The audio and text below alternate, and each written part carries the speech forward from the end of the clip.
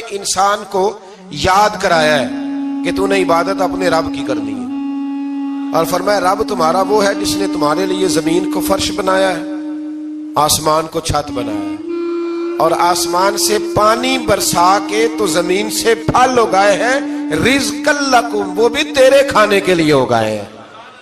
وہ جو آسمان سے بارش برسا کے زمین سے سبز اور پھل اگائے ہیں تو وہ بھی تیرے لیے۔ جب سارا کچھ تیرے لیے بنایا تو بھی تو عبادت کرنا اپنے رب کی، پھر کسی کو اس کا شریک نہ ٹھہرا۔ ایک چیلنج بھی کیا قرآن مجید نے اس رکوع کے اندر۔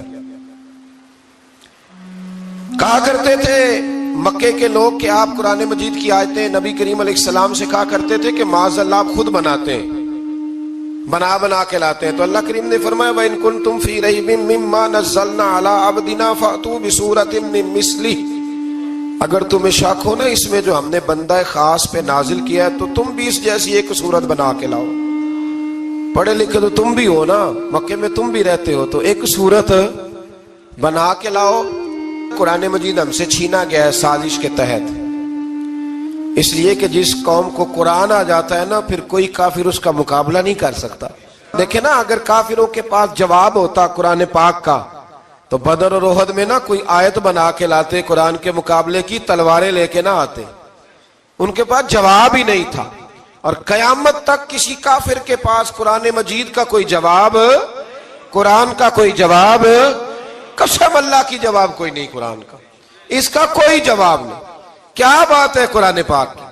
وہ ایک دفعہ مسلمہ کذاب بے ایمان کہنے لگا میں نے بنا لیا ہے قرآن پاک کا جواب، معاذ اللہ۔ جواب کیا بنایا؟ وہ صورت ہے نا القاریۃ ما القاریۃ وما ادراک ما القاریۃ، کھڑکھڑانے والی کیا ہے، کھڑکھڑانے والی تمہیں کیا پتا کیا ہے کھڑکھڑی، قیامت کا ذکر ہے۔ کہنے لگا میں نے اس جیسی صورت بنا لیا، تو کیا بنایا؟ الفیل مل فیل وما ادراک ما الفیل۔ کہنے لگا ہاتھی، تمہیں کیا پتا کیا ہاتھی، تم کیا جانو کیا ہاتھی۔ تو پاس جو اس کے اپنے بیٹھے تھے نا چیلے، کہنے لگے چپ کر جا، سارے زمانے کو پتا ہے ہاتھی کیا ہوتا ہے۔ تو پاگل ہے، اس کے دو کان ہوتے ہیں، ایک سونڈ ہوتی ہے، چار اس کے پیر ہوتے ہیں۔ بیوقوف آدمی قرآن کا مقابلہ کرنا ہے تو کچھ چج کے ساتھ کر، پاگلوں کی طرح مقابلہ کرے گا، جوتے کھائے گا بھی ہمیں بھی پڑھوائے گا۔ تو قرآن مجید کا کوئی مقابلہ کر سکا؟ تو اس آیہ مبارکہ میں اللہ نے کافروں کو یہ کہا اگر مقابلہ نہیں کر سکتے تو پھر اللہ سے ڈرو، ورنہ دوزخ میں ڈالے جاؤ گے، وہ جس کا ایندھن آدمی اور پتھر ہے، اور بنائی بھی کافروں کے لیے گئی ہے۔ اعدت للکافرین، جہنم کس کے لیے بنائی گئی ہے؟ کافروں اور منافقوں کے لیے۔ مسلمانوں کے لیے بنائی گئی، مسلمان مرضی سے چھلانگے لگائیں تو ان کی موج ہے، ورنہ ان کے لیے جہنم، ان کے لیے اللہ نے جنت بنائی ہے۔ اور یہ بات کرتے ہی رب کریم نے فرمایا اے محبوب علیہ السلام مومنوں کو خوشخبری دے دیں کہ اللہ نے ان کے لیے جنت بنائی ہے، اس میں باغات ہیں، انہیں رزق دیا جائے گا کھانے کے لیے، اور اس میں انہیں پاکیزہ بیویاں دی جائیں گی، اور پھر وہ اس میں ہمیشہ رہیں گے، انہیں اس سے نکالا نہیں جائے گا۔ آگے جو آیات کریمہ ہے نا اس کے اندر اللہ تبارک و تعالیٰ نے فرمایا ہے کہ اللہ حیا نہیں کرتا سمجھانے کے لیے مچھر کی مثال بھی دینی پڑے۔ فرمایا قرآن سے کچھ لوگ ہدایت حاصل کرتے ہیں اور کچھ گمراہ ہو جاتے ہیں۔ جب لوگ اپنی مرضی کی تشریحات چاہتے ہیں تو گمراہ ہوتے ہیں، اور جب قرآن کو رسول اللہ صلی اللہ علیہ وسلم اور امت مسلمہ کی تشریحات کی روشنی میں سمجھتے ہیں تو پھر اللہ ہدایت عطا فرماتا ہے۔ پھر اللہ تبارک و تعالیٰ نے آگے ارشاد فرمایا حضرت آدم کی پیدائش کا واقعہ۔ کچھ مفسرین نے لکھا اللہ نے مشورہ کیا تھا فرشتوں سے، وَإِذْ قَالَ رَبُّكَ لِلْمَلَائِكَةِ إِنِّي جَاعِلٌ فِي الْأَرْضِ خَلِيفَةً، لیکن کچھ مفسرین کہتے ہیں کہ اللہ کو ضرورت نہیں فرشتوں سے مشورہ کرنے کی، اللہ نے فرشتوں سے مشورہ نہیں کیا، بلکہ رب نے انہیں آگاہ فرمایا تھا کہ میں لگا ہوں زمین پہ اپنا نائب بنانے، میں خلافت دینے لگا ہوں زمین پہ۔ اب یہ تو دینے والی کی مرضی ہے نا اس نے کس کو دینی ہے، یہ تو دینے والے کی مرضی ہے نا اس نے۔ تو کچھ لوگ کہتے ہیں کہ دینے والے سے زیادہ ہمیں پتہ ہے، تو فرشتوں کو بھی یہ اجتہادی خطا ہو گئی، کہنے لگے یا اللہ اسے نہ بنانا، یہ فساد کرے گا، یہ خون ریزیاں کرے گا۔ تو اللہ نے فرمایا جو میں جانتا ہوں وہ تم، اللہ اکبر۔ امام راضی فرماتے جب رمضان آتا ہے تو اللہ فرشتوں سے کہتا ہے ذرا یہ کھول کے دروازے دیکھو نا یہ زمین پہ کیا کر رہے ہیں، تم تو کہتے تھے فساد کریں گے اور یہ سارے تراویحاں پڑھ رہے ہیں، تم تو گویا کہتے تھے فساد کریں گے، اور یہ تو دیکھو گویا رمضان کے روزے رکھ رہے، یہ تو میری یاد میں نکلے ہوئے ہیں۔ تم کچھ کہتے تھے اور دیکھو میں نے تمہیں کہا تھا نا جو میں جانتا ہوں وہ تم۔ اللہ نے پھر حضرت آدم علیہ السلام کو تمام زمانے کے علوم عطا کیے، علم سکھا لیا۔ تو فرشتوں سے کہا تم بھی ان چیزوں کے نام بتاؤ، تو وہ بتا سکے نہیں۔ اللہ نے فرمایا اب اس طرح کرو، آدم کو سجدہ کرو۔ سب نے سجدہ کیا سوائے، وہ کہنے لگا یا اللہ صرف تجھے ہی کرنا ہے۔ کرنا بھی صرف اللہ کو چاہیے، پر رب کے آگے بھی جھکنا چاہیے، اور جس کے سامنے رب جھکائے نا وہاں بھی۔ اور یہ جو عاجزی ہے نا، یہ جو جھکنا ہے، یہ علم کے آگے ہے۔ ہماری مصیبت یہ ہے کہ ہم علم کے آگے بھی گردن جھکانے کو تیار نہیں ہوتے، وہاں بھی ہم خود عالم فاضل بن جاتے ہیں۔ تو فرمایا کہ سب سے کہا سجدہ کرو، سب نے سجدہ کیا سوائے ابلیس کے۔ تو پھر ہوا کیا، وکان من الکافرین، وہ کافروں میں سے ہو گیا۔ پھر اللہ نے حضرت آدم کو اور جناب حوا کو نا مقام دے دیا جنت میں رہنے کے لیے، اور کہا سارا کچھ کھانا، درخت کے قریب نہ جانا۔ ابھی آپ کسی سے کہہ دیں تھوڑا سا کہ پیچھے نہ دیکھنا، یعنی اگر میری سمجھ لیں ادب کی وجہ سے کوئی 1.5-2 منٹ یا 6 منٹ نہیں بھی نہ دیکھے گا تو سوچے گا ضرور کہ پتہ نہیں اب پیچھے کیا ہے، مصیبت کیا ہے۔ یعنی آپ کہہ کے دیکھ لیں کسی کو، پیچھے نہ دیکھنا، فطرت ہے نا انسان کی، وہ جستجو کرتا ہے، کہا اس درخت کے پاس نہ جانا۔ تو حضرت حوا سلام اللہ علیہ کہتے ہیں دل میں خیال رہتا تھا کہ آخر ہے کیا درخت کے پاس۔ یہی انسان کا عقیدہ توحید ہے کہ جہاں سے رب منع کر دے وہاں وہ منع ہو جائے، اور یہ ان کی خطا نہیں تھی، یہ اللہ کی حکمت تھی، چونکہ رب نے تو پہلے کہہ دیا تھا بنایا ہی زمین کے لیے، تو یہ تو سارا کچھ ہونا تھا تو زمین پہ آنا تھا نا۔ تو حضرت حوا اور جناب آدم کے پاس شیطان آیا، اب اس کو نکال تو دیا تھا پر ابھی اس کا جنت میں آنا جانا بند نہیں ہوا تھا، یہ بھی اللہ کی حکمت تھی۔ تو وہ کہنے لگا تمہیں پتہ ہے بعد میں مر جاؤ گے؟ تو حضرت حوا کہنے لگی کیا موت بھی آئے گی؟ کہاں، اس کی تکلیف بھی بڑی ہوگی، تو پھر بچیں گے کیسے؟ تو کہنے لگے پھل کھا لو اس درخت کا۔ تو بچنے کے لیے پھل کھایا تھا، جس طرح لوگ آج بہت سارے کام بچنے کے لیے کرتے ہیں پر بچ سکتے، بچنے کے لیے پھل کھایا تو اللہ نے فرمایا زمین پہ چلے جاؤ۔ تو حضرت آدم زمین پہ آئے، پھر کئی 100 سال روتے رہے۔ فَتَلَقَّى آدَمُ مِن رَبِّهِ کَلِمَاتٍ، تو پھر اللہ نے خود ہی جناب آدم کو کچھ کلمے سکھائے۔ علامہ اسماعیل لکی فرماتے ہیں وہ کلمے یہ تھے کہ حضرت آدم نے میرے نبی کا وسیلہ پیش کیا، تو اللہ کریم نے جناب آدم کی دعا کو مقبول فرما لیا۔ پھر آگے بنی اسرائیل کا ذکر آ جاتا ہے۔ اللہ تعالیٰ نے بنی اسرائیل، آج آپ اسی قوم کو یہودی کہتے ہیں، ان کو اللہ نے اس زمانے میں فضیلت عطا کی تھی بہت زیادہ۔ تو عرب کے اندر جب نبی پاک علیہ السلام نے اعلان نبوت کیا تو کچھ لوگوں نے یہ کہہ دیا کہ اگر یہ یہودی کلمہ پڑھ لیں گے تو ہم بھی پڑھ لیں گے۔ تو پھر اللہ نے انہیں یاد کرایا کہ تم اصل میں کیا ہو، تمہیں کلمہ پڑھنا چاہیے۔ تو اہل یہود کا تذکرہ کرتے کرتے رب کریم نے ایک بات یہ بھی ارشاد فرمائی کہ تم لوگوں کو تو کہتے رہے ہو کہ وہ نبی آنے والے ہیں، وہ نبی آنے والے ہیں، اور جب آ گئے ہیں تو ماننے کو تیار نہیں ہو۔ تو فرمایا تأمرون الناس بالبر وتنسون انفسکم وانتم تتلون الکتاب، لوگوں کو بھلائی کا حکم دیتے ہو اور اپنے آپ کو بھول جاتے ہو، افلا تعقلون، تمہیں عقل نہیں؟ پھر اللہ نے انہیں یہ بھی یاد کرایا کہ یاد کرو وہ زمانہ کہ جب فرعون نے خواب دیکھ لیا تھا کہ کوئی بچہ اس کی سلطنت کو تباہ کرے گا، تو پھر اس نے تمہارے بچوں کو ذبح کرانا شروع کیا اور تمہاری بیٹیوں کو چھوڑتا تھا۔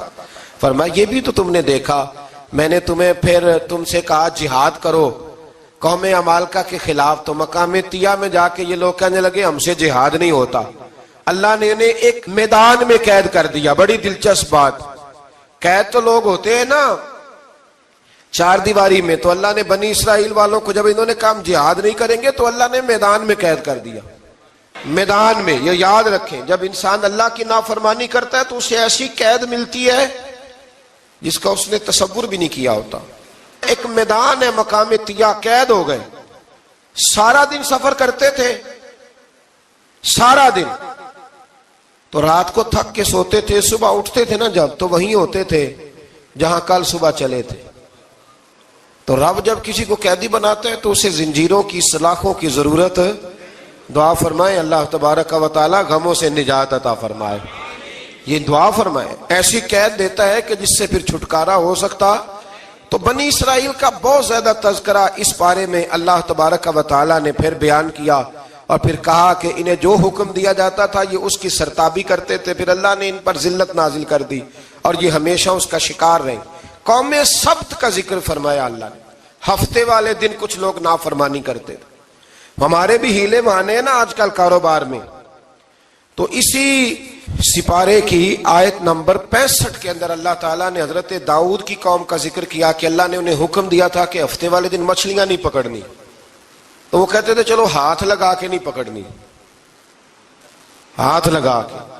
وہ ہمارے لوگ ہیلے بہانے تلاش کر لیتے ہیں نا، وہ بڑے جناب انشورنس والا آ گیا، اب وہ بینک والا آ گیا، وہ فلانے صاحب آ گئے، وہ تروڑ مروڑ کے کہانیاں باتیں، اور پھر ہمیں بھی رستے مل جاتے ہیں بچنے کے۔ مفتی صاحب نے کہہ دیا تھا، ایک مولانا سے میں نے ان کو کہا ہفتے والے دن مچھلیاں نہیں پکڑنی، کہا نہیں پکڑتے، چھوٹے چھوٹے حوض بنا لیے تو مچھلیاں زیادہ آتی تھی اس دن۔ یہ بھی اللہ کی قدرت تھی، نماز کے وقت گاہک زیادہ آتے ہیں، یہ اس کی قدرت ہوتی ہے۔ تو وہ مچھلیاں حوض میں جمع ہو جاتی ہیں، یوں سمجھ لیں کہ جال انہوں نے لگا لیے ہوئے تھے، تو جال میں وہ پھنستی رہتی تھی، حوضوں میں آتی رہتی تھی۔ ہفتے کو نہیں پکڑتے تھے، اتوار کو پکڑ لیتے تھے، تو پھر اللہ نے انہیں سزا دی۔ فرمایا تماشے کرتے ہو اللہ کے حکم کے ساتھ، کیا سزا دی؟ فَقُلْنَا لَهُمْ كُونُوا قِرَادَةً خَاسِئِينَ، فرمایا بندر بن جاؤ دھتکارے ہوئے۔ جو رزق حرام طریقے سے کماتے تھے رب انہیں بندر بنا دیتا تھا۔ ابھی بھی میں نے دیکھے ہیں بڑے بڑے تاجر پاگلوں جیسی زندگی گزار رہے ہیں، نفسیاتی طور پہ سکون نہیں ہے، کروڑوں روپیہ پڑا ہے۔ کیوں؟ اس لیے کہ رب کے بتائے ہوئے طریقے کے مطابق تجارت نہیں کرتے۔ آگے ایک اور دلچسپ بات آ گئی، بنی اسرائیل کے اندر نا ایک شخص نے اپنے چچا کو قتل کر دیا جائیداد کے لیے۔ یہ دیکھیں کب سے لوگ جائیداد کے لیے قتل کرتے آ رہے ہیں۔ چچا کو قتل کر دیا، اور قتل کر کے حضرت موسیٰ علیہ السلام کے پاس آئے کہ میرے چچا کو کسی نے قتل کر دیا ہے، تو بتائیں کیا کرنا ہے؟ تو آپ نے فرمایا کہ گائے ذبح کرو، اور اس کا ایک ٹکڑا مقتول کو مارو، مرنے والے کو، وہ خود اٹھ کے بتا دے گا مجھے کس نے قتل کیا ہے۔ اب ارادہ نہیں تھا گائے ذبح کرنے کا تو بہانے کرنے لگے۔ ارادہ نہیں نہ ہوتا تو پھر کیا ہوتے ہیں؟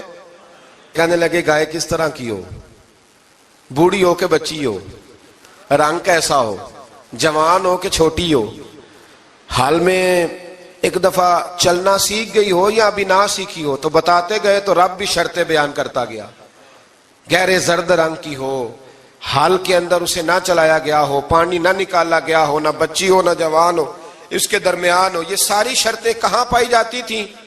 حضرت موسیٰ علیہ السلام کی قوم کا ایک شخص تھا جو اللہ کا ولی تھا۔ وہ جب انتقال کرنے لگا نا، اللہ اکبر، دیکھو رب ولیوں کی اولادوں پر بھی کتنا فضل فرماتا ہے۔ وہ جب انتقال کرنے لگا تو ایک اس کے پاس چھوٹی سی بچیا تھی، گائے کی بچی، اس نے جنگل میں چھوڑ دی۔ کہنے لگا یا اللہ میں تیرے نام پہ چھوڑتا ہوں، میرا بچہ جوان ہو جائے تو اسے دے دینا، اور تو سرمایہ ہی کوئی نہیں۔ بچہ بڑا ہوا تو بچہ بھی بڑا نیک تھا، اپنی ماں کا بڑا فرما بردار تھا۔ اس کی ماں نے کہا بیٹا تیرے باپ نے ایک گائے چھوڑی تھی، تو بچہ جنگل میں گیا اور جا کے کہنے لگا اے اللہ میری گائے مجھ سے ملا دے۔ تو رب کریم نے وہ گائے واپس کر دی، وہ گائے گھر لے آیا۔ اب وہ کہنے لگا اماں بیچ دوں، تو اماں کہنے لگی بیٹا میرے پوچھے بغیر نہ بیچنا۔ کئی دفعہ گاہک لگے پر اس نے کہا جب تک میری اماں نہ کہے گی میں بیچوں گا۔ ادھر بنی اسرائیل والے شرطیں جتنی گائے کے بارے میں پوچھ چکے تھے وہ ساری اسی گائے میں پائی جاتی تھی۔ تو یہ ڈھونڈتے ڈھونڈتے وہاں پہنچ گئے تو کہنے لگے گائے چاہیے۔ تو اس نے کہا بھی تمہاری مرضی سے نہیں، قیمت میری مرضی کی۔ ایک مفسر نے تو یہاں تک لکھا ہے کہ اس نے کہا گائے ذبح کر کے نا تو جتنا گائے کے اندر گوشت ہوگا نا اتنا ہی کھال کے اندر تم مجھے مال بھر کے دو گے، اتنے ہی سکے بھر کے دو گے، اتنی اشرفیاں بھر کے دو گے تو پھر تمہیں گائے دوں گا۔ تو پھر یہ گائے انہیں ملی اور یہ گائے لے کر کے آئے۔ زیادہ سوالات نہ کرتے تو زیادہ الجھتے نہ۔ ہم بھی دین کے معاملے میں بڑے سوال جواب کرتے ہیں، اتنا سوال کریں جتنی اس کی ضرورت ہے۔ ان لوگوں نے سوالات زیادہ کیے تو پھر الجھ زیادہ گئے۔ تو میرے بھائی اس کا ذکر بھی اللہ تبارک و تعالیٰ نے پہلے پارے کے اندر بیان فرمایا۔ پھر اللہ کریم نے فرمایا کہ کچھ ایسے لوگ بھی ہیں یہودیوں میں سے جن کا دعویٰ ہو گیا ہے کہ ہم اللہ کے بڑے پیارے ہیں، فرمایا یہ صرف ان کے منہ کی باتیں، یہ تو قیامت میں پتہ چلے گا نا کہ اللہ کا پیار کس کے ساتھ زیادہ ہے۔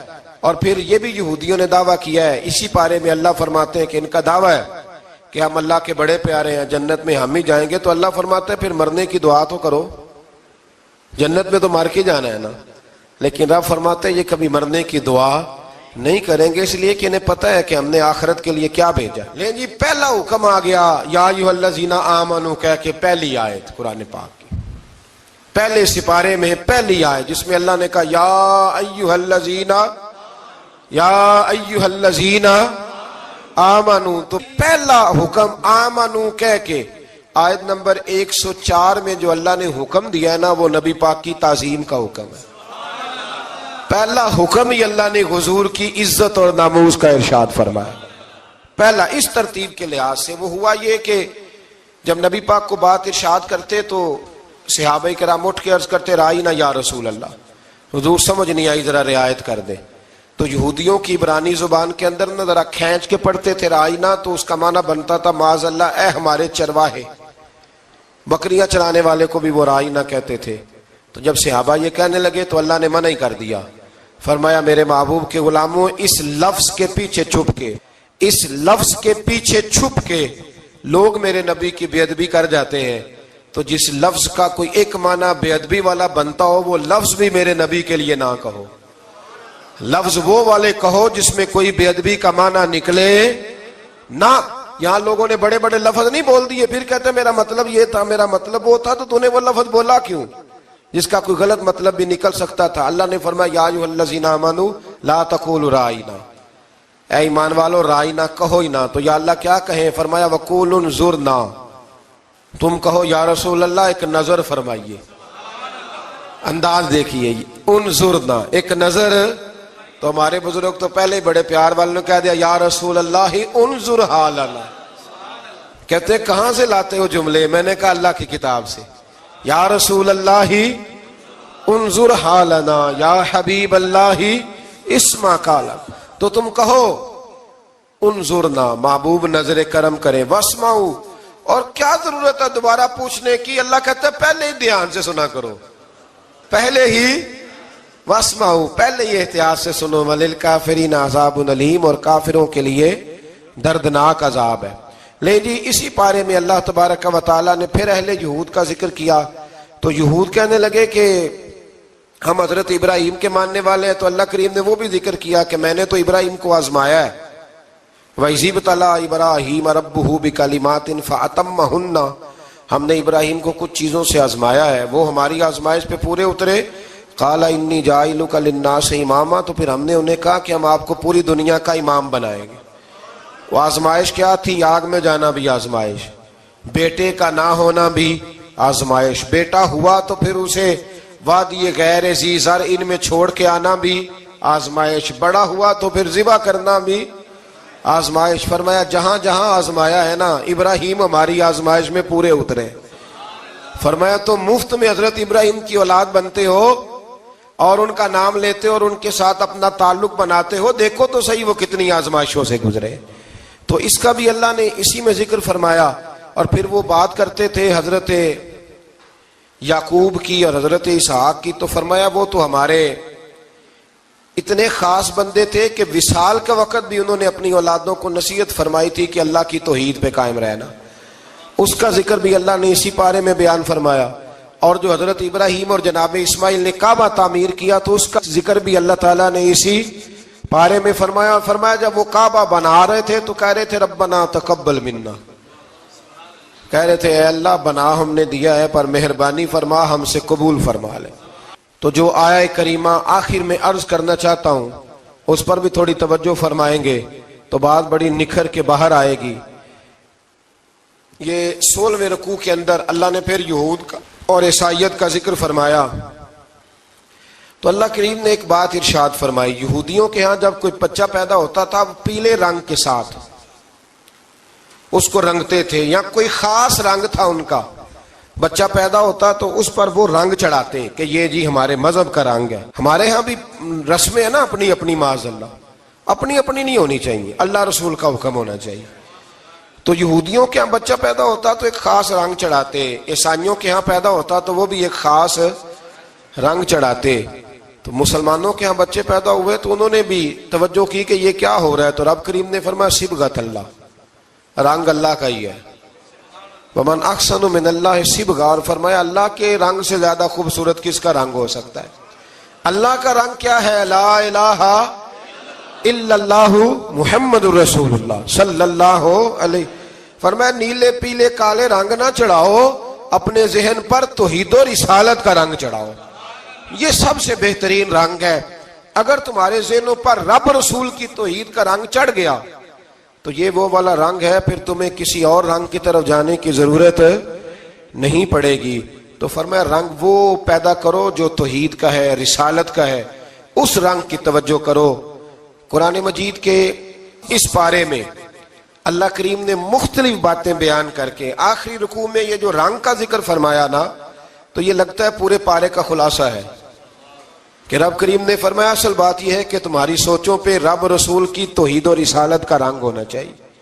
ہر وقت بچہ پیدا ہو، کوئی دنیا سے جائے تو رنگ کس کا ہونا چاہیے؟ اللہ رسول کے. اور فرمایا رب تمہارا وہ ہے جس نے تمہارے لیے زمین کو فرش بنایا ہے، آسمان کو چھت بنایا ہے، اور آسمان سے پانی برسا کے تو زمین سے پھل اگائے ہیں.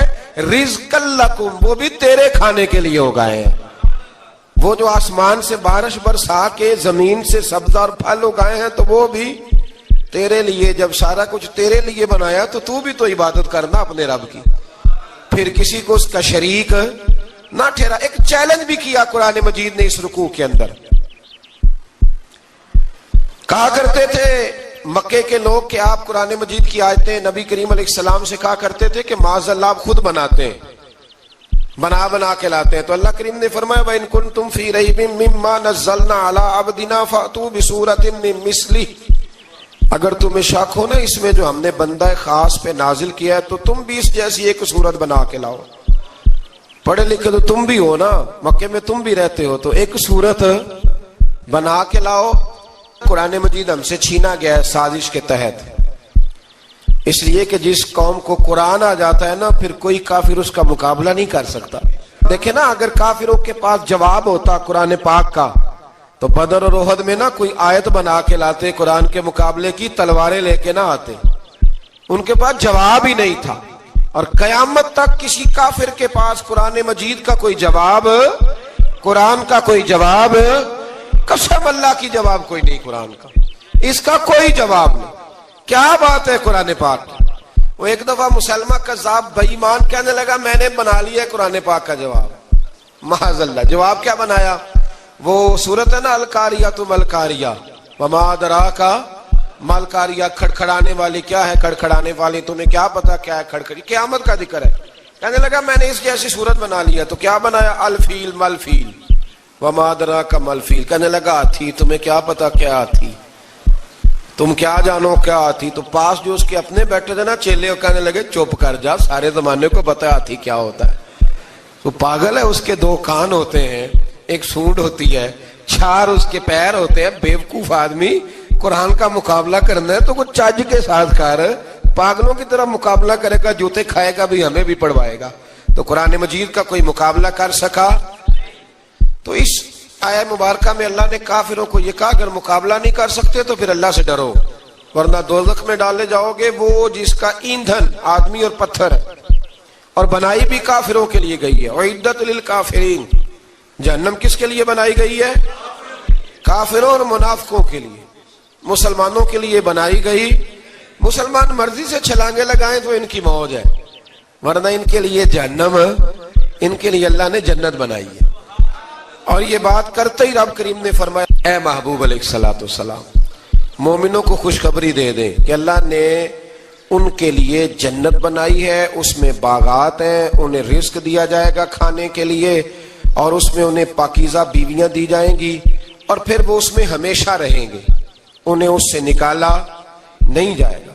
آگے جو آیات کریمہ ہے نا اس کے اندر اللہ تبارک و تعالیٰ نے فرمایا ہے کہ اللہ حیا نہیں کرتا سمجھانے کے لیے مچھر کی مثال بھی دینی پڑے. فرمایا قرآن سے کچھ لوگ ہدایت حاصل کرتے ہیں اور کچھ گمراہ ہو جاتے ہیں. جب لوگ اپنی مرضی کی تشریحات چاہتے ہیں تو گمراہ ہوتے ہیں، اور جب قرآن کو رسول اللہ صلی اللہ علیہ وسلم اور امت مسلمہ کی تشریحات کی روشنی میں سمجھتے ہیں تو پھر اللہ ہدایت عطا فرماتا ہے۔ پھر اللہ تبارک و تعالیٰ نے آگے ارشاد فرمایا حضرت آدم کی پیدائش کا واقعہ۔ کچھ مفسرین نے لکھا اللہ نے مشورہ کیا تھا فرشتوں سے، وَإِذْ قَالَ رَبُّكَ لِلْمَلَائِكَةِ إِنِّي جَاعِلٌ فِي الْأَرْضِ خَلِيفَةً، لیکن کچھ مفسرین کہتے ہیں کہ اللہ کو ضرورت نہیں فرشتوں سے مشورہ کرنے کی، اللہ نے فرشتوں سے مشورہ نہیں کیا، بلکہ رب نے انہیں آگاہ فرمایا تھا کہ میں لگا ہوں زمین پہ اپنا نائب بنانے، میں خلافت دینے لگا ہوں زمین پہ۔ اب یہ تو دینے والی کی مرضی ہے نا، اس نے کس کو دینی ہے، یہ تو دینے والے کی مرضی ہے نا اس نے۔ تو کچھ لوگ کہتے ہیں کہ دینے والے سے زیادہ ہمیں پتہ ہے، تو فرشتوں کو بھی یہ اجتہادی خطا ہو گئی، کہنے لگے یا اللہ اسے نہ بنانا، یہ فساد کرے گا، یہ خون ریزیاں کرے گا۔ تو اللہ نے فرمایا جو میں جانتا ہوں وہ تم، اللہ اکبر۔ امام راضی فرماتے جب رمضان آتا ہے تو اللہ فرشتوں سے کہتا ہے ذرا یہ کھول کے دروازے دیکھو نا یہ زمین پہ کیا کر رہے ہیں، تم تو کہتے تھے فساد کریں گے اور یہ سارے تراویحیں پڑھ رہے ہیں، تم تو گویا کہتے تھے فساد کریں گے اور یہ تو دیکھو گویا رمضان کے روزے رکھ رہے ہیں، یہ تو میری یاد میں نکلے ہوئے ہیں، تم کچھ کہتے تھے اور دیکھو میں نے تمہیں کہا تھا نا جو میں جانتا ہوں وہ تم۔ اللہ نے پھر حضرت آدم علیہ السلام کو تمام زمانے کے علوم عطا کیے، علم سکھا لیا۔ تو فرشتوں سے کہا تم بھی ان چیزوں کے نام بتاؤ، تو وہ بتا سکے نہیں۔ اللہ نے فرمایا اب اس طرح کرو آدم کو سجدہ کرو، سب نے سجدہ کیا سوائے، وہ کہنے لگا یا اللہ صرف تجھے ہی کرنا ہے، کرنا بھی صرف اللہ کو چاہیے، پر رب کے آگے بھی جھکنا چاہیے، اور جس کے سامنے رب جھکائے نا وہاں بھی۔ اور یہ جو عاجزی ہے نا، یہ جو جھکنا ہے، یہ علم کے آگے ہے۔ ہماری مصیبت یہ ہے کہ ہم علم کے آگے بھی گردن جھکانے کو تیار نہیں ہوتے، وہاں بھی ہم خود عالم فاضل بن جاتے ہیں۔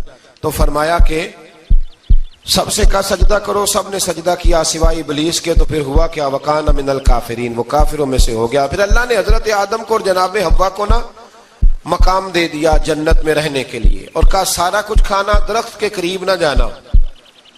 ابھی آپ کسی سے کہہ دیں تھوڑا سا کہ پیچھے نہ دیکھنا، یعنی اگر میری سمجھ لیں ادب کی وجہ سے کوئی 1.5-2 منٹ یا 6 منٹ نہیں بھی نہ دیکھے گا تو سوچے گا ضرور کہ پتہ نہیں اب پیچھے کیا ہے، مصیبت کیا ہے۔ یعنی آپ کہہ کے دیکھ لیں کسی کو، پیچھے نہ دیکھنا فطرت ہے نا انسان کی، وہ جستجو کرتا ہے، کہا اس درخت کے پاس نہ جانا۔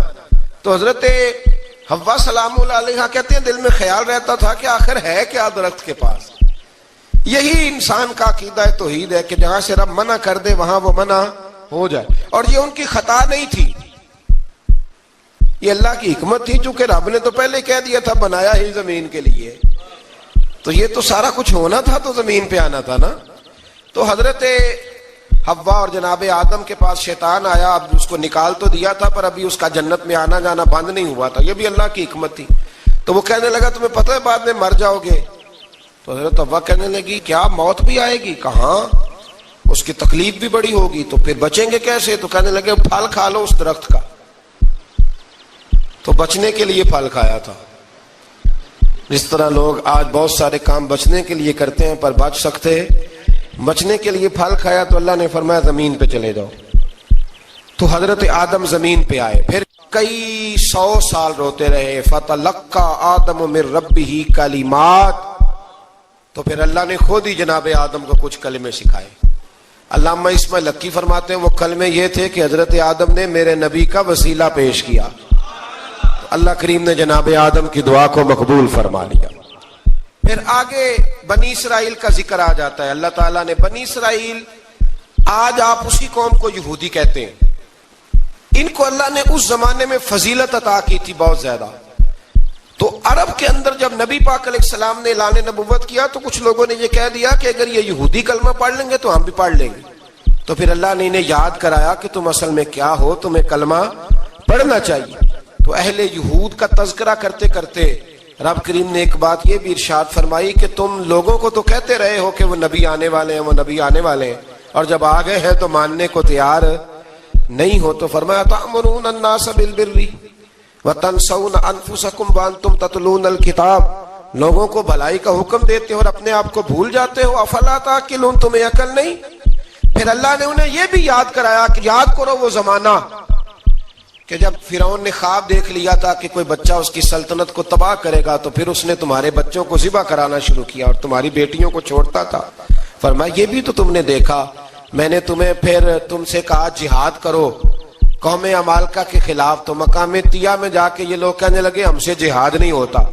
اللہ نے انہیں ایک میدان میں قید کر دیا. بڑی دلچسپ بات, قید تو لوگ ہوتے ہیں نا چار دیواری میں, تو اللہ نے بنی اسرائیل والوں کو جب انہوں نے کہا جہاد نہیں کریں گے تو اللہ نے میدان میں قید کر دیا.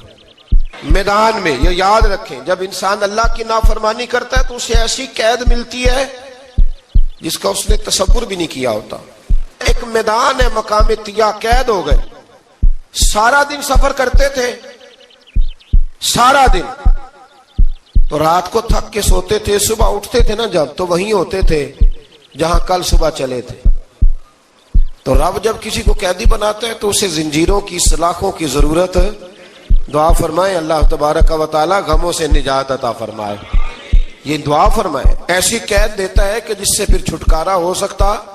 تو بنی اسرائیل کا بہت زیادہ تذکرہ اس بارے میں اللہ تبارک و تعالی نے پھر بیان کیا, اور پھر کہا کہ انہیں جو حکم دیا جاتا تھا یہ اس کی سرتابی کرتے تھے. پھر اللہ نے ان پر ذلت نازل کر دی اور یہ ہمیشہ اس کا شکار رہے. قوم سبت کا ذکر فرمایا اللہ نے. ہفتے والے دن کچھ لوگ نافرمانی کرتے. ہمارے بھی ہیلے بہانے ہیں نا آج کل کاروبار میں. تو اسی سپارے کی آیت نمبر 65 کے اندر اللہ تعالیٰ نے حضرت داؤد کی قوم کا ذکر کیا کہ اللہ نے انہیں حکم دیا تھا کہ ہفتے والے دن مچھلیاں نہیں پکڑنی. تو وہ کہتے تھے چلو ہاتھ لگا کے نہیں پکڑنی, ہاتھ لگا کے. وہ ہمارے لوگ ہیلے بہانے تلاش کر لیتے ہیں نا, وہ بڑے جناب انشورنس والا آ گیا, اب وہ بینک والا آ گیا, وہ فلانے صاحب آ گئے, وہ تروڑ مروڑ کے کہانیاں باتیں, اور پھر ہمیں بھی رستے مل جاتے ہیں بچنے کے. مفتی صاحب نے کہہ دیا تھا ایک مولانا سے میں نے ان کو کہا ہفتے والے دن مچھلیاں نہیں پکڑنے کا, نہیں پکڑتے, چھوٹے چھوٹے حوض بنا لیے. تو مچھلیاں زیادہ آتی تھی اس دن, یہ بھی اللہ کی قدرت تھی. نماز کے وقت گاہک زیادہ آتے ہیں, یہ اس کی قدرت ہوتی ہے. تو وہ مچھلیاں حوض میں جمع ہو جاتی ہیں. یوں سمجھ لیں کہ جال انہوں نے لگا لیے ہوئے تھے, تو جال میں وہ پھنستی رہتی تھی, حوضوں میں آتی رہتی تھی. ہفتے کو نہیں پکڑتے تھے, اتوار کو پکڑ لیتے تھے. تو پھر اللہ نے انہیں سزا دی. فرمایا تماشے کرتے ہو اللہ کے حکم کے ساتھ.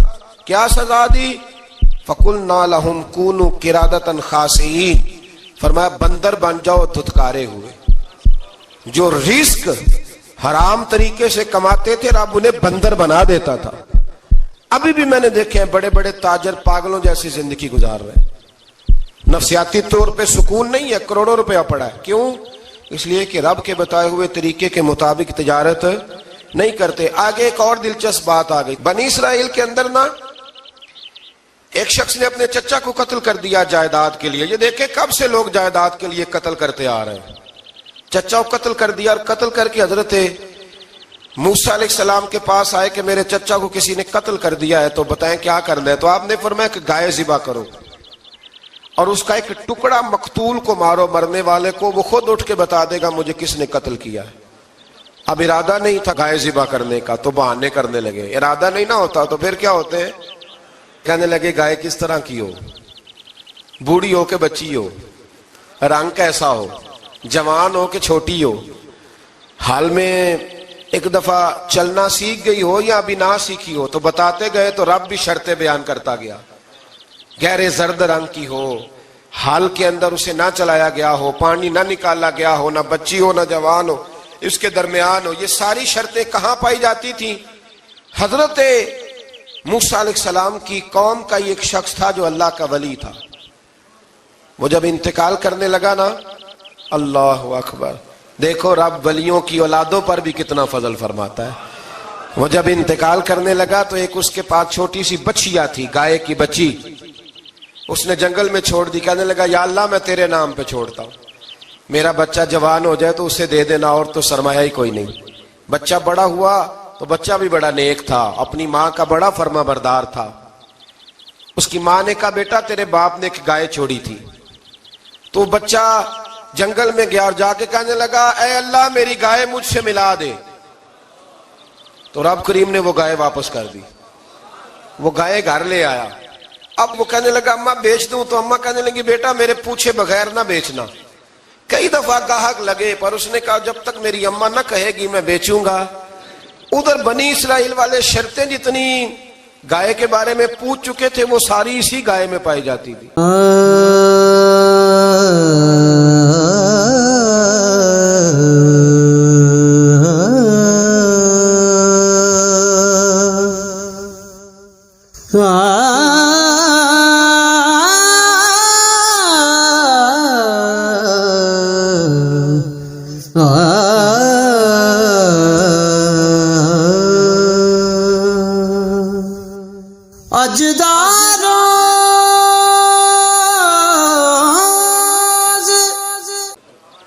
تو یہ ڈھونڈتے ڈھونڈتے وہاں پہنچ گئے تو کہنے لگے گائے چاہیے. تو اس نے کہا بھی تمہاری مرضی سے نہیں, قیمت میری مرضی کی. ایک مفسر نے تو یہاں تک لکھا ہے کہ اس نے کہا گائے ذبح کر کے نا تو جتنا گائے کے اندر گوشت ہوگا نا اتنا ہی کھال کے اندر تم مجھے مال بھر کے دو گے, اتنے ہی سکے بھر کے دو گے, اتنی اشرفیاں بھر کے دو گے تو پھر تمہیں گائے دوں گا. تو پھر یہ گائے انہیں ملی اور یہ گائے لے کر کے آئے. زیادہ سوالات نہ کرتے تو زیادہ الجھتے نہ. ہم بھی دین کے معاملے میں بڑے سوال جواب کرتے ہیں, اتنا سوال کریں جتنی اس کی ضرورت ہے. ان لوگوں نے سوالات زیادہ کیے تو پھر الجھ زیادہ گئے.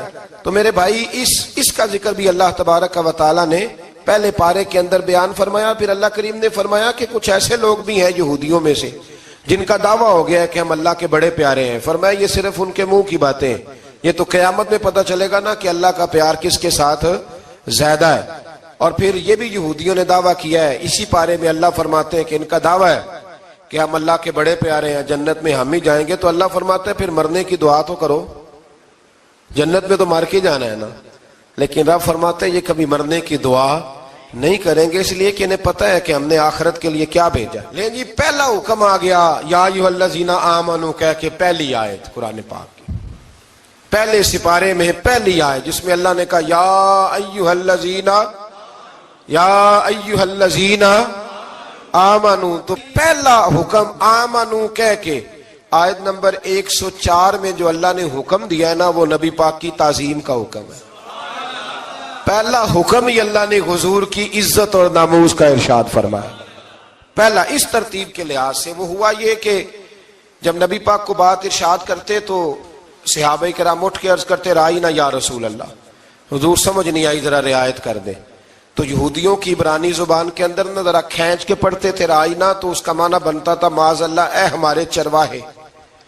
بکریاں چرانے والے کو بھی وہ رائینا کہتے تھے. تو جب صحابہ یہ کہنے لگے تو اللہ نے منع ہی کر دیا. فرمایا میرے محبوب کے غلاموں اس لفظ کے پیچھے چھپ کے, اس لفظ کے پیچھے چھپ کے لوگ میرے نبی کی بے ادبی کر جاتے ہیں. تو جس لفظ کا کوئی ایک معنی بے ادبی والا بنتا ہو وہ لفظ بھی میرے نبی کے لیے نہ کہو. لفظ وہ والے کہو جس میں کوئی بے ادبی کا معنی نکلے نہ. یہاں لوگوں نے بڑے بڑے لفظ نہیں بول دیے پھر کہتے میرا مطلب یہ تھا, میرا مطلب وہ تھا. تو تو نے وہ لفظ بولا کیوں جس کا کوئی غلط مطلب بھی نکل سکتا تھا. اللہ نے فرمایا یا ایھا الذین آمنوا لا تقولوا رائینا, اے ایمان والو رائینا کہو ہی نہ. تو یا اللہ کیا کہیں؟ فرمایا وقولوا انظرنا, تم کہو یا رسول اللہ ایک نظر فرمائیے. انداز دیکھیے, انظرنا ایک نظر. تو ہمارے بزرگ تو پہلے بڑے پیار والوں نے کہہ دیا یا رسول اللہ انظر حالنا. کہتے کہاں سے لاتے ہو جملے؟ میں نے کہا اللہ کی کتاب سے. یا رسول اللہ انظر حالنا یا حبیب اللہ اسمع قالا. تو تم کہو انظرنا, محبوب نظر کرم کریں, واسمعوا, اور کیا ضرورت ہے دوبارہ پوچھنے کی؟ اللہ کہتا ہے پہلے ہی دھیان سے سنا کرو, پہلے ہی واسمعوا, پہلے ہی احتیاط سے سنو. وللکافرین عذاب علیم, اور کافروں کے لیے دردناک عذاب ہے. لے جی اسی پارے میں اللہ تبارک و تعالیٰ نے پھر اہل یہود کا ذکر کیا. تو یہود کہنے لگے کہ ہم حضرت ابراہیم کے ماننے والے ہیں. تو اللہ کریم نے وہ بھی ذکر کیا کہ میں نے تو ابراہیم کو آزمایا ہے. وَإِذِ ابْتَلَىٰ إِبْرَاهِيمَ رَبُّهُ بِكَلِمَاتٍ فَأَتَمَّهُنَّ, ہم نے ابراہیم کو کچھ چیزوں سے آزمایا ہے, وہ ہماری آزمائش پہ پورے اترے. قال انی جاعلک للناس اماما، تو پھر ہم نے انہیں کہا کہ ہم آپ کو پوری دنیا کا امام بنائیں گے۔ وہ آزمائش کیا تھی؟ آگ میں جانا بھی آزمائش، بیٹے کا نہ ہونا بھی آزمائش، بیٹا ہوا تو پھر اسے وادی غیر ذی زرع ان میں چھوڑ کے آنا بھی آزمائش، بڑا ہوا تو پھر ذبح کرنا بھی آزمائش۔ فرمایا جہاں جہاں آزمایا ہے نا، ابراہیم ہماری آزمائش میں پورے اترے۔ فرمایا تو مفت میں حضرت ابراہیم کی اولاد بنتے ہو اور ان کا نام لیتے اور ان کے ساتھ اپنا تعلق بناتے ہو، دیکھو تو صحیح وہ کتنی آزمائشوں سے گزرے۔ تو اس کا بھی اللہ نے اسی میں ذکر فرمایا۔ اور پھر وہ بات کرتے تھے حضرت یعقوب کی اور حضرت اسحاق کی، تو فرمایا وہ تو ہمارے اتنے خاص بندے تھے کہ وصال کا وقت بھی انہوں نے اپنی اولادوں کو نصیحت فرمائی تھی کہ اللہ کی توحید پہ قائم رہنا۔ اس کا ذکر بھی اللہ نے اسی پارے میں بیان فرمایا۔ اور جو حضرت ابراہیم اور جناب اسماعیل نے کعبہ تعمیر کیا، تو اس کا ذکر بھی اللہ تعالیٰ نے اسی پارے میں فرمایا۔ فرمایا جب وہ کعبہ بنا رہے تھے تو کہہ رہے تھے ربنا تقبل منا، کہہ رہے تھے اے اللہ بنا ہم نے دیا ہے پر مہربانی فرما ہم سے قبول فرما لے۔ تو جو آیہ کریمہ آخر میں عرض کرنا چاہتا ہوں اس پر بھی تھوڑی توجہ فرمائیں گے تو بات بڑی نکھر کے باہر آئے گی۔ یہ 16ویں رکوع کے اندر اللہ نے پھر یہود کا اور عیسائیت کا ذکر فرمایا، تو اللہ کریم نے ایک بات ارشاد فرمائی۔ یہودیوں کے ہاں جب کوئی بچہ پیدا ہوتا تھا وہ پیلے رنگ کے ساتھ اس کو رنگتے تھے، یا کوئی خاص رنگ تھا ان کا، بچہ پیدا ہوتا تو اس پر وہ رنگ چڑھاتے کہ یہ جی ہمارے مذہب کا رنگ ہے۔ ہمارے ہاں بھی رسمیں ہیں نا اپنی اپنی، معاذ اللہ اپنی اپنی نہیں ہونی چاہیے، اللہ رسول کا حکم ہونا چاہیے۔ تو یہودیوں کے ہاں بچہ پیدا ہوتا تو ایک خاص رنگ چڑھاتے، عیسائیوں کے ہاں پیدا ہوتا تو وہ بھی ایک خاص رنگ چڑھاتے۔ تو مسلمانوں کے ہاں بچے پیدا ہوئے تو انہوں نے بھی توجہ کی کہ یہ کیا ہو رہا ہے، تو رب کریم نے فرمایا صبغۃ اللہ، رنگ اللہ کا ہی ہے۔ ومن احسن من اللہ صبغہ، اور فرمایا اللہ کے رنگ سے زیادہ خوبصورت کس کا رنگ ہو سکتا ہے؟ اللہ کا رنگ کیا ہے؟ لا الہ الا اللہ محمد الرسول اللہ صلی اللہ علیہ۔ فرمایا نیلے پیلے کالے رنگ نہ چڑھاؤ، اپنے ذہن پر توحید و رسالت کا رنگ چڑھاؤ، یہ سب سے بہترین رنگ ہے۔ اگر تمہارے ذہنوں پر رب رسول کی توحید کا رنگ چڑھ گیا تو یہ وہ والا رنگ ہے، پھر تمہیں کسی اور رنگ کی طرف جانے کی ضرورت نہیں پڑے گی۔ تو فرمایا رنگ وہ پیدا کرو جو توحید کا ہے، رسالت کا ہے، اس رنگ کی توجہ کرو۔ قرآن مجید کے اس پارے میں اللہ کریم نے مختلف باتیں بیان کر کے آخری رکوع میں یہ جو رنگ کا ذکر فرمایا نا، تو یہ لگتا ہے پورے پارے کا خلاصہ ہے کہ رب کریم نے فرمایا اصل بات یہ ہے کہ تمہاری سوچوں پہ رب رسول کی توحید و رسالت کا رنگ ہونا چاہیے۔ ہر وقت بچہ پیدا ہو، کوئی دنیا سے جائے تو رنگ کس کا ہونا چاہیے؟ اللہ رسول کے دین کا۔